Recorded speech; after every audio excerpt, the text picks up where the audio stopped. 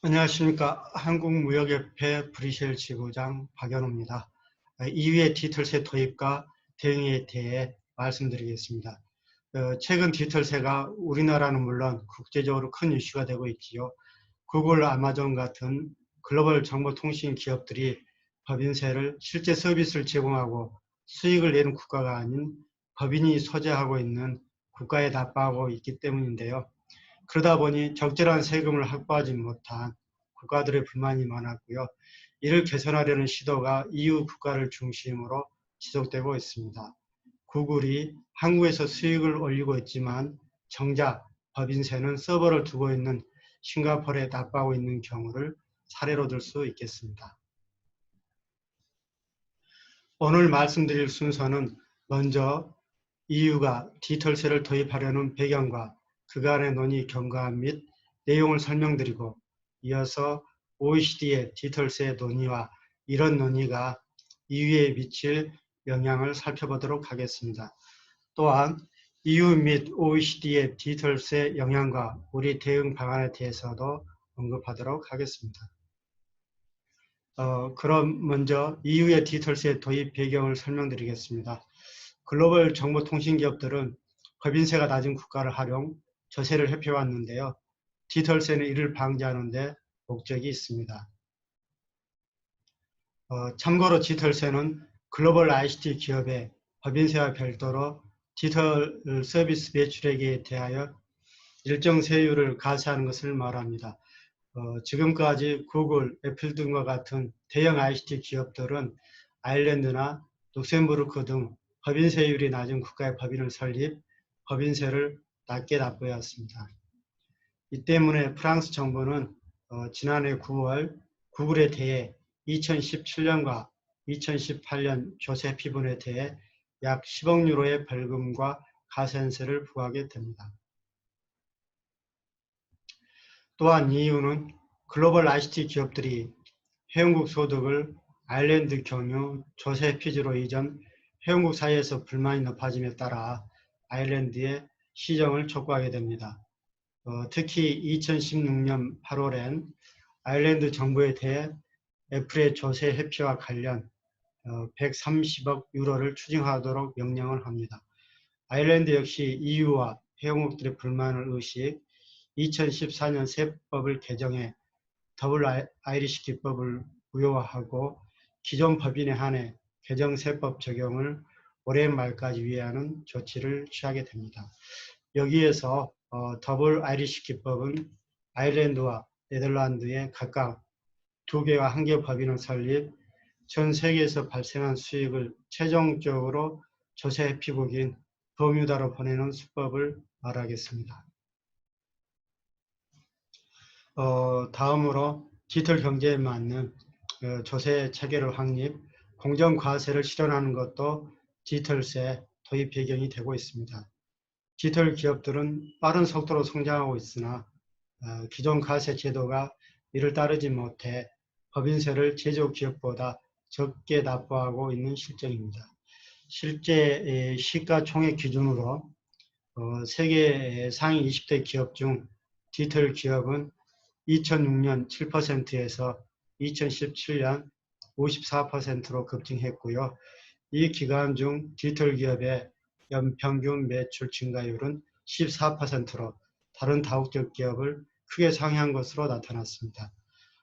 이런 가운데 국제적인 평균 실효세율은 제조기업이 23.3%인데 디지털 기업은 9.5%에 불과 문제점으로 부각됐습니다. 따라서 EU는 2018년 디지털세 법안을 공개했는데 그 내용을 보면 전 세계 연 매출액이 7억 5천만 유로, 즉 한국 돈으로 9,700억 원 이상이고 역내 연 매출액이 5만 유로, 즉 650억 원 이상인 ICT 기업을 과세 대상으로 삼고 있습니다. 다음으로는 EU의 디지털세 논의와 내용이 되겠습니다. 논의 경과와 내용을 보면 EU가 얼마나 디지털세 도입에 강한 의지가 있는지를 볼 수 있겠는데요. 집행위, 이사회, 의회 등 EU의 핵심 기관들이 한 목소리로 디지털세 도입을 주장하고 있습니다. 그럼 논의 결과를 보면 EU 집행위는 2018년 3월 디지털세 부과 제한서에서 수익이 발생한 국가에 세금을 내야 한다는 글로벌 ICT 기업에 대한 과세권 기준을 제시합니다. 이어서 EU 경제조정이사회는 회원국에 디지털세 초안을 제안하게 되는데요. 다만 글로벌 ICT 기업 철수를 우려하는 아일랜드, 그리고 미국과의 무역 마찰 심화를 걱정하는 일부 회원국들의 반대로 초안은 합의를 이루지 못합니다. 그러자 EU 이사회는 작년 5월 OECD에서 2020년 말까지 국제적인 디지털세 최종안을 마련키로 결정을 합니다. 유럽의회도 작년 12월 디지털화된 글로벌 경제의 공정과세에 대한 논의에서 사업장 위치가 아닌 이익이 발생하는 지역에서 세금을 부과해야 된다면서 집행위와 이사회의 노력에 힘을 실어줍니다. EU 주요 국가들의 디지털세 내용을 보면 대체적으로 전 세계 및 자국 매출액을 기준으로 디지털세를 부과하고 있음을 알 수 있겠습니다.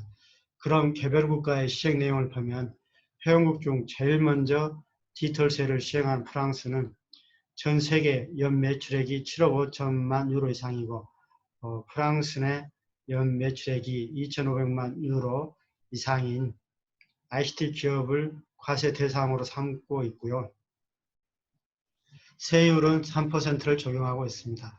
다만 지난 1월에 2019년 매출액부터 소급 적용을 해 시행을 하다가 미국이 보복관세 부과 방침을 밝히자 일단 부과를 올 연말까지 거르기로 했습니다.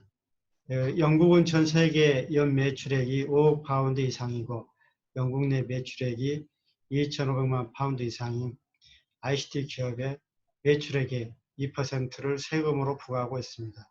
지난 1월부터 디지털세를 시행했고요. 세수 증가액은 연간 4억 파운드로 예상하고 있습니다. 스페인도 지난 2월 의회에서 디지털세 법안을 가결했는데 시행 시기는 미국의 반발, OECD의 논의 상황 등을 지켜보며 결정할 것으로 예상됩니다. 이 편은 금방 설명드린 내용과 다른 EU 국가들의 디지털세 내용을 담고 있습니다. 참고하시기 바랍니다. 다음으로는 OECD의 디지털세 논의 동향 및 내용을 설명드리겠습니다.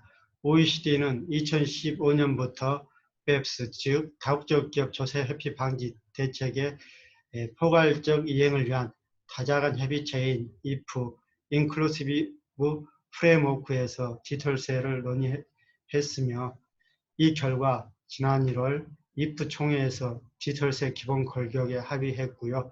연말까지 최종안을 확정키로 했습니다.